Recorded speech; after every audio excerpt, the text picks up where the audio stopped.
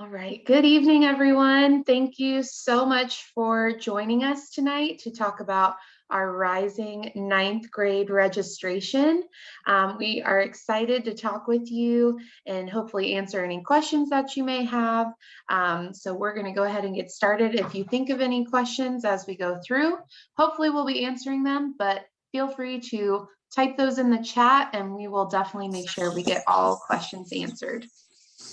All right, so to get us started, I want to make sure everyone knows who the main people on staff are. So let's start with Mr. Nagley, our principal. We also have four wonderful assistant principals, Dr. Mutawali, who works with last names A through E, Mr. Motley, who is our administrator, who works with last names F through L.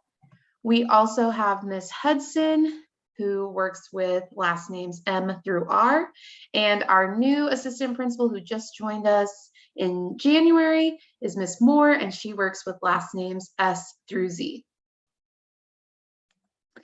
Next up, I want to introduce some friendly faces that you will see tonight, as well as we'll continue to work with you throughout this registration process. So tonight you'll hear from all of our counselors, as well as Ms. Yancey, our career and college manager, and her contact information will be a little bit later on. But first up, we have Ms. Sims, who works with last names A through CO. Miss Leonard, who works with last names CP through GO. I'm Miss McCauley. My last names that I work with are GP through JO. Mr. Freeman works with last names JP through ME. Miss Bernard works with last names MF through PR. Miss Palazzi works with last names PS through TE. And Miss Dawkins, who works with last names TF through Z. We also have a stellar team that work with us in student services, Ms. Beaupre, our registrar, Ms. Burns, our data manager, Mr. Brown, who is our social worker, and Ms. Flowers, who is our family and community engagement liaison. So all of these people are here to help you with whatever questions you may have.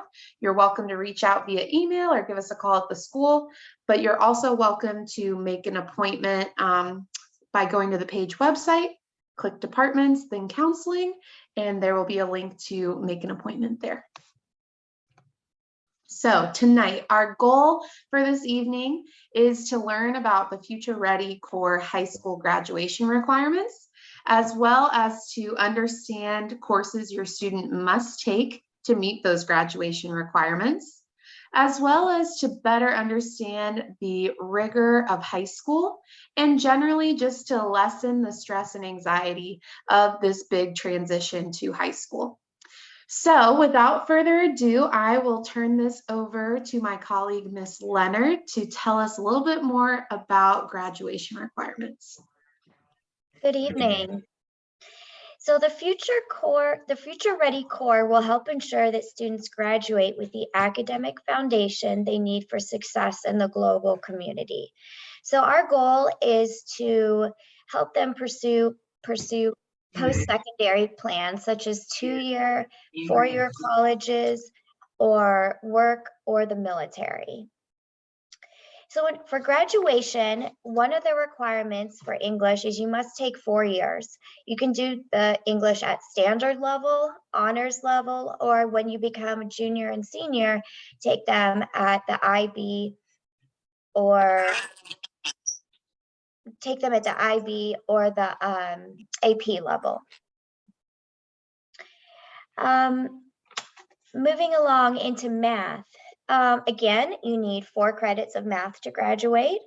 And so you need math 1, math 2, math 3, and then a 4th level of math that's higher than math 3.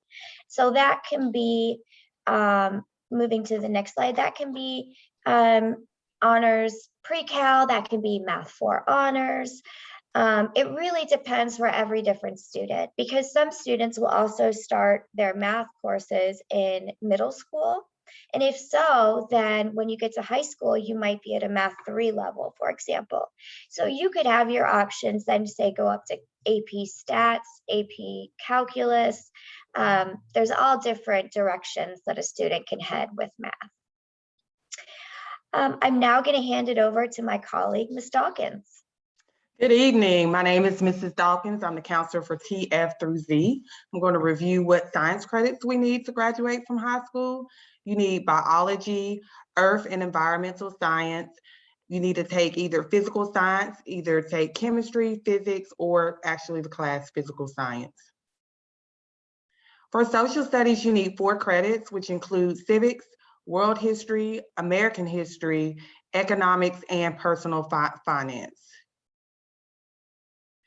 All incoming freshmen are required to take PE. If you decide you want to take PE over the summer, you need to contact your counselor at the middle school and ask for them to sign you up.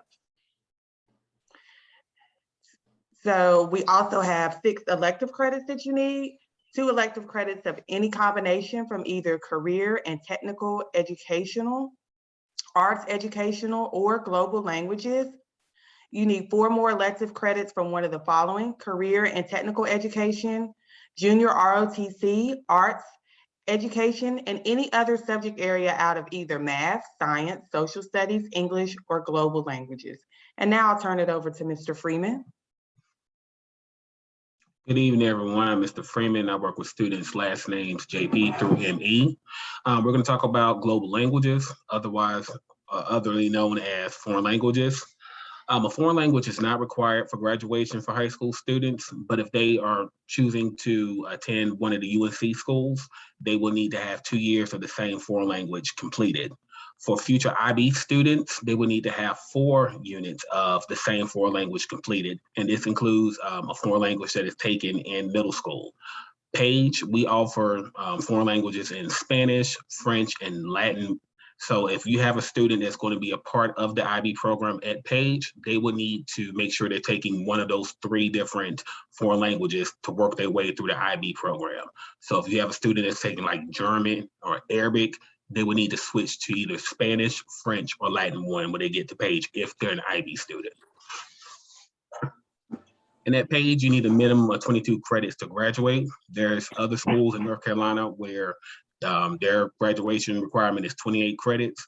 Those schools follow something called a block schedule, where Page would follow a traditional schedule. So 22 is the minimum number of credits needed to graduate from Page. All right, and coming from middle school, students will be very familiar with EOGs, which are the tests they take at the end of the year. Where at Page, we have EOCs. And again, these tests are taken at the end of the year, but they're not taken for all the classes that the student will be taking. There's only 4 high school courses that have EOCs, and it's the ones that you see listed on your screen right there: Math 1, Biology, English 2, and Math 3. And to move to the next grade level, there are a minimum number of credits required to move to the next grade level. So to go from 9th grade to 10th grade, a student will need to earn a minimum of 5 credits. To move from 10th grade to 11th grade, the student would need a minimum of 10 credits earned. And to move from 11th grade to 12th grade, the student would need a minimum of 16 credits. And you see that number at the bottom, 22. Remember, that's the minimum number of credits needed in order for a student to graduate. And this chart right here shows GPA, and I'm gonna talk a little bit how you can calculate your student's GPA. Okay, so this is a chart that shows the number of points given to each of the courses that we offer at Page. And when I say courses, I mean the level of courses. So we have standard level courses, we have honors level courses, and then we have AP, IB, and dual enrollment courses. Dual enrollment courses are college level courses that students can start taking when they get to 11th or 12th grade. Excuse me. So for a standard level course, if a student earns an A, they can receive 4 points. And if they earn a B, they can receive 3 points. As you can see, you can earn from 0 to 4 points, or 0 to 4.5, or 0 to 5 points, just depending on what level course that you take. So again, if a student's taking a standard level course to earn an A, that's 4 points. And if they're taking a standard level course to get a B, it's 3 points. If they're taking honors level, they can earn a maximum of 4.5 points for A's, and then they can earn 3.5 points for B's that are earned. And then when you move over to the AP, IB, and dual enrollment courses, and again, dual enrollment are college level courses, you can earn a maximum of 5 GPA points for A's, and then you can earn a maximum of 4 points for Bs. Dual enrollment courses, IB and AP courses, are 1 whole point more than a standard level course. So if a student, excuse me. So again, if a student is taking one of these classes and get an A, it's 5 points, and then a B is 4 points. And the way that we come up with the GPA is you take the number of courses that a student is taking, and you divide it by the number of, well, not divided by, multiply it by the number of points that the student has received for each course. So if they're taking 7 standard level courses, you'll take and earn A's in them, you'll take 7 times 4, it equals 28. And you'll take that number 28 and divide it by the number of courses that the student has taken for the year, which is 7. So 28 divided by 7 will equal 4, meaning the student will earn a 4.0 GPA. And GPAs are only calculated at the end of the year once a course is completed. All right, now I'll turn it over to Ms. Yancey, who will talk more about our CTE program that we offer at Page. Good evening, everyone. My name is Ms. Yancey, and I'm the Career and College Manager. And I'd like to take a few moments to talk to you all about career and technical education. As you heard earlier in the presentation, students are encouraged to use 4 of their elective credits to concentrate in one special area, and we would love for that area to be CTE. In order to be a CTE concentrator, a student must earn a minimum of 2 credits within one of our 8 career clusters. At least one of those classes must be a level 2, and those CTE concentrators have the opportunity to earn a CTE endorsement. So what is career and technical education? Our CTE model is the ultimate classroom to career experience. What we do is promote career development services and support students' transition to post-secondary education and employment. In CTE, we are equipping students for the post-secondary education and employment to compete for those high skill, high wage, and in-demand careers. On this slide, you will see the different number and level of CTE classes that we offer at Page High School. These classes make up the 8 career cluster pathways that we offer. Under the architectural career cluster, we have the drafting, architectural, and electrical trades pathway. Under the arts, audio, video, and technology career cluster, we have our digital design and animation pathway, which has the DDA courses, as well as Adobe Video and Design. In our finance career cluster, we have our accounting pathway, as well as our financial security and investments, which is our Excel course, accounting courses, and financial planning 1 and 2. Under our health science career cluster, we have our healthcare professionals pathway, which offers our health science 1 and 2, as well as our nursing fundamentals course. Under our information technology career cluster, we have our computer science pathway, which offers all of our computer science level courses. And then finally, under the marketing career cluster, we have our sales pathway, which has the marketing course along with sales 1 and 2. Students in our CTE classes have the opportunity to earn a CTE industry recognized credential. These credentials are documented skill sets that make our students more marketable to employees. In our digital design and animation courses, as well as Adobe, our students have the opportunity to sit for the Adobe Photoshop certification. In our drafting courses, our students have the chance to sit for the Autodesk certification. Our nursing students and our health science 1 and 2 students have the opportunity to take the CPR and the North Carolina Nurses Aid certification. All of our core and electrical trade students have the chance to take the NCCER, as well as the 10-hour safety. As I mentioned earlier, if a student is a CTE concentrator, then they have the chance to take the ACT Work Keys exam and earn the Work Keys Career Readiness Certificate. We also offer a number of career and technical student organizations that students can join. Those organizations are FBLA, DECA, Skills USA, and National Technical Honor Society. In terms of work-based learning, we have the Guilford Apprenticeship Partners Program, otherwise known as GAP. In order to participate in this program, students must be a high school junior or senior and have at least a 2.8 GPA to apply. The motto of this program is free college and a paycheck. What this means is that students will work as an apprentice for a company here in Guilford County, and that company will pay for the student to attend GTCC. The students can work in one of the following program areas: advanced manufacturing, automotive, IT and cybersecurity, or HVAC, electrical, or plumbing. Here on the slide, you will see my contact information. If you have any questions about CTE, our certifications, our courses, or what we have to offer, please reach out to me. At this time, I will turn it over to Ms. Sims. Good evening, everyone. I am Ms. Sims, the counselor for the last names A through CO, and I thank you all for being here on tonight. We're going to talk a little bit about driver's eligibility. I know you're all saying, oh my goodness, my child's about to drive. What am I thinking? All right, so under the Dropout Prevention / Driver's Legislation Act, which was passed in 1998, students under the age of 18 who drop out or do not pass 70% of their classes are subject to having their permit / license suspended. If you want to know how to register for driver's ed, you would go to www.ncdrivingschool.com, and then you would click on register, and then choose your county and then Page High School. Of course, they do have only a certain amount of slots. Right now, there was 35 slots available for each class. And they have certain times that you have to get on to register. So if they say you get on March the 31st at 7:30 p.m., I would say at least log in by 7:25. So that way you can go ahead at 7:30 and go ahead and click on that link to get registered, because the classes do fill up quickly, as you can only imagine, because everybody wants to get out there on that road. So make sure you do register. Then we have athletic eligibility. All incoming freshmen are eligible for athletics in the fall semester of their freshman year. So coming straight in from 8th grade to their fall semester of their freshman year, everyone is eligible for all the fall sports. So that's like football, volleyball, those particular sports. Now, once that particular season ends and we get ready to go into our second semester, which is our spring sports, more like, what's it called? Golf, basketball, the students must pass 5 out of 7 classes during the previous semester to be able to play a sport for that spring semester. GCS requires a 2.0 GPA to be eligible, in addition to the state requirements of the 5 out of 7 classes. So definitely we want what we call student athletes. You're a student before you're an athlete.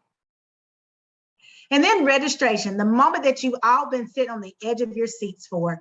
How do you do this? Where does it come from? When does it start? Well, guess what? You got the people to answer those questions. You will register for your courses through PowerSchool. And if you're a GCS student, this is what you have is PowerSchool. If you're not a GCS student, then you won't have PowerSchool. Remember, you have to register for a minimum of 7 courses or credit hours in PowerSchool. If you don't register for 7 courses, then you're not able to press submit. Counselors, when they meet individually with each of their students, will be tracking their 3 alternates as they meet with individual students, because alternates is not something that you can put into the actual PowerSchool system. When you're meeting with your counselor one-on-one to put your alternates, to give them your alternates, please put those alternates in order from first, second, third. So if I really want to take art because I can't get into Microsoft Excel, then I need to make sure that art is my first alternate with my counselor. And then make sure to choose the correct level of each course. So whether it be honors, AP, IB, etc. And if you can't find what you're looking for, guess what? Ask your counselor. After counselors have finished meeting individually with all students, you'll get a copy of what they have registered for, and then we'll have also a Google form link at the bottom of the registered classes form, and you must sign off on that Google form stating, hey, yes, I agree with everything that my baby registered for, or hey, no, Ms. Sims, that is not what we talked about. We need to change some things around here. So definitely that's what the Google form is for. And then a lot of students be like, I don't know my PowerSchool login. I forgot it. Sometimes they just don't want to show us their grades. That's how they forget it. But they can retrieve their PowerSchool login. Their username is their lunch number, and then their password is something that they have determined. Well, if they forget their password, then they can have one of their current teachers that's on their schedule reset their password. So it can't be a counselor. It has to be one of their current teachers that they have. And here's a sample course selection for 9th grade.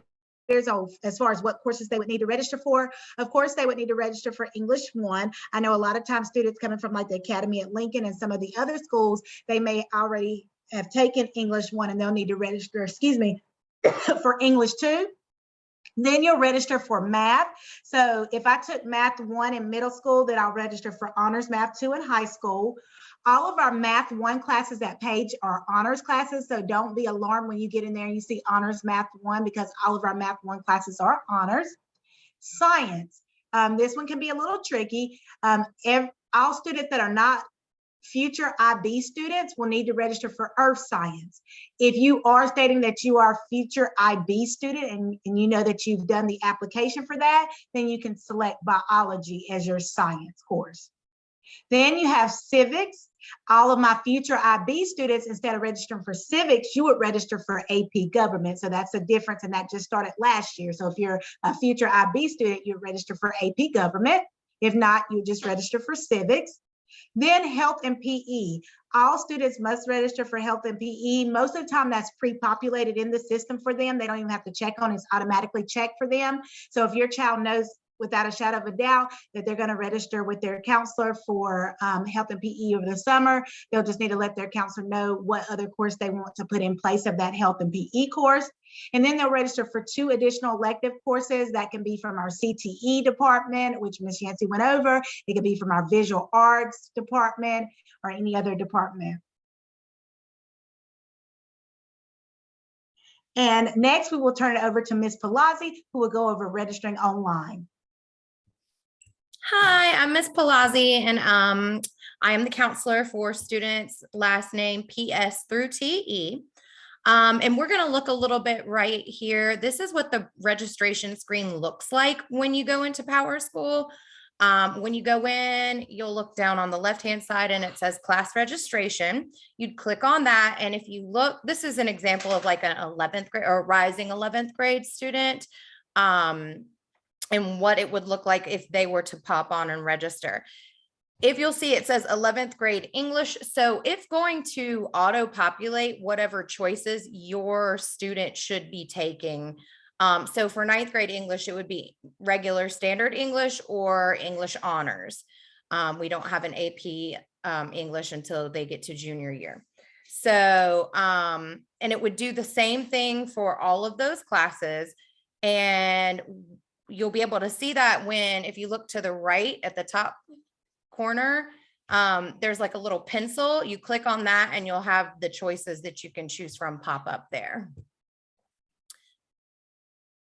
There are some classes that you might have to audition for. Band, and if you were auditioning for band, you would talk to Mr. Deaton, the band teacher.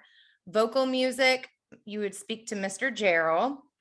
Orchestras, Miss Mon, and visual arts would be Miss Scarborough or Miss Davis. Some of those classes you would just need to audition for, or for like art, you would provide some sort of portfolio so they can see what class they should be placed in if they've already had experience in those areas. But all students can start at the beginning level.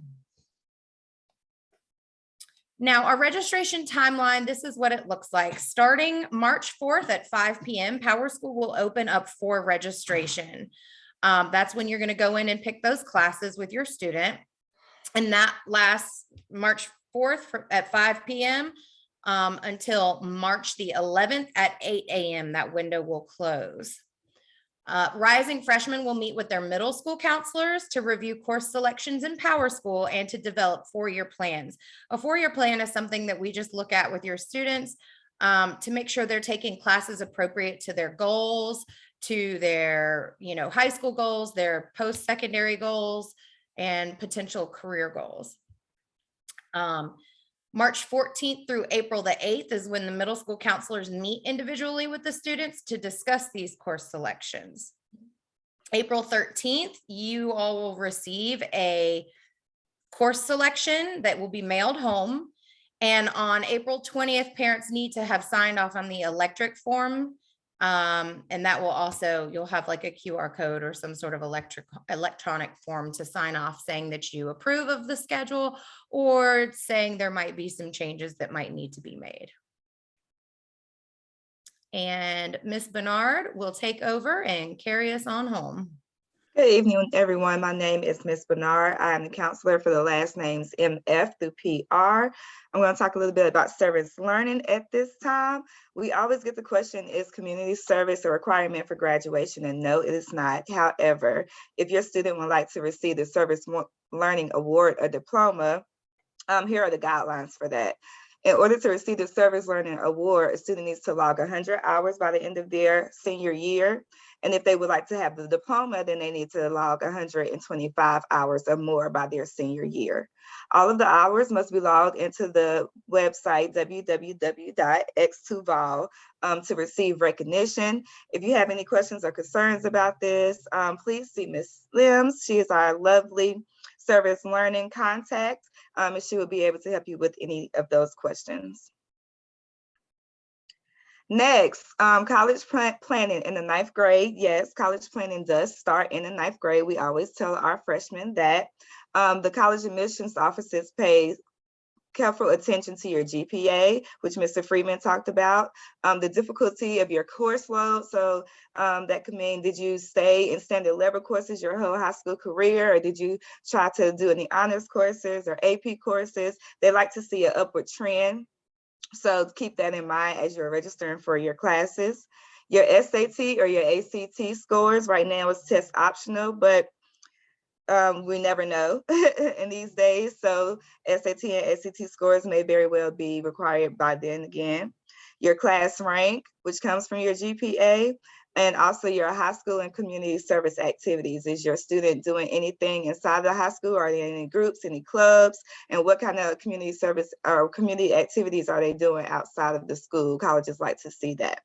So that's why the service learning is a good idea. Also your recommendations. We always tell the students to, grow relationships with their teachers, because they will need recommendations from their teachers their senior years. The college will look at that. It's very important to start planning as early as 9th grade. If you haven't already, please visit cfnc.org or collegeboard.org for your high school planning timeline, or you can always speak with your counselor. We're always happy to help. We want to thank you all for coming out for our presentation. We will have this up on the website under departments or clinical counseling. Right now, we want to open the floor. If you have any questions, concerns, you can type it in the chat, or you can unmute yourself and feel free to ask questions.